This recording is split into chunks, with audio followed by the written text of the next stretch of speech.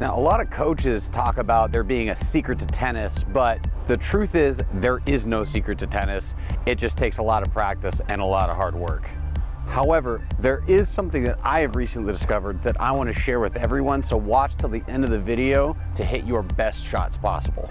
We're going to take a look at a junior tournament player's forehand. This is Abby, a young lady who's going to be a really good player one day. Throughout my coaching career, I've helped a lot of different players hit a lot of tennis balls. And one thing that I've discovered is that all players, all the way from the beginning level to the professional level, can have a variation of the same problem. The way that I like to explain it is that you have to think about your body as being a tennis ball hitting machine, and you got to know which part of the machine does what. So to make it really simple, we're going to think of it like this. The body creates the power, and the arm creates the control. And to prove my point, think about a boxer throwing a punch. You've got your two punches, you've got your jab, boom. Holding behind the neck. And you've got your hook, boom. Oh, that was The jab is not going to knock you out. The jab is only the hand going forward, boom, just like that. holding behind the neck. But if I'm going to throw a hook at somebody, pow! That's the one that's going to knock somebody out. And the reason why is because it's going to generate a tremendous amount of force with all of the momentum of the body weight moving through the punch rather than just the hand.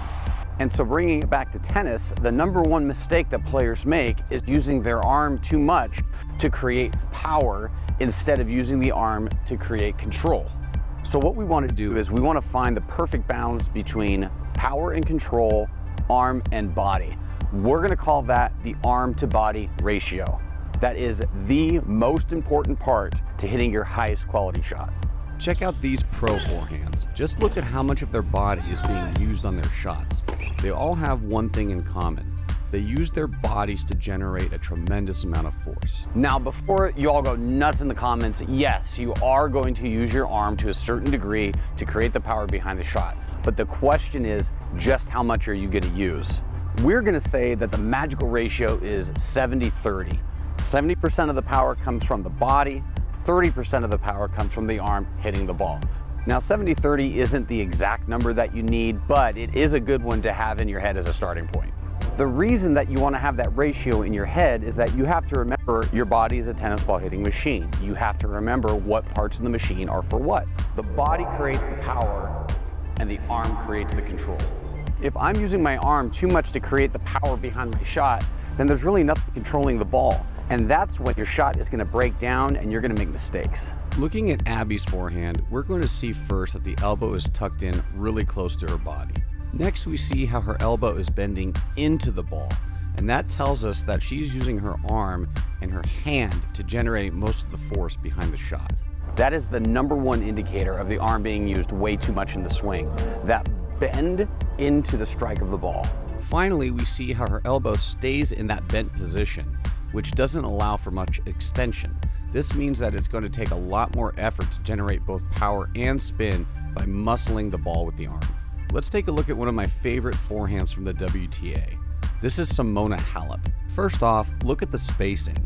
The elbow is a good distance away from the body, which means more leverage, which means more power and spin with less effort. Now focus on this next part because this is the most important point of this concept. The reason this is so important is that this is what indicates a very good arm to body ratio. If the arm stays stable throughout the shot, that means that it isn't flexing into the ball and you're not overdoing it with your arm. Your arm gets to relax and control the ball while your body creates the force from its momentum. We want the arm to be stable and not bending and flexing into the shot. Now thinking of this concept of bending the arm out of the ball, watch these pro forehands. Here's Rublev, elbow bends out of the ball. Here's Zverev, elbow bends out of the ball. Here's Tsitsipas, elbow bends out of the ball. And here's Alcaraz, elbow bends out of the ball. Now looking at those pro forehands, you can see just how drastically the body is moving through the ball when they hit their shots. Looking at Abby's swing with the Prostrap, we're going to see two things. One, the elbow is a good distance away from the body, which again means more leverage, which again means more power and spin with less effort. And two, her arm is much more stable than before and not bending into the ball like before. Because of this, she's able to round out the swing, getting more of a wave motion to create more spin with less effort.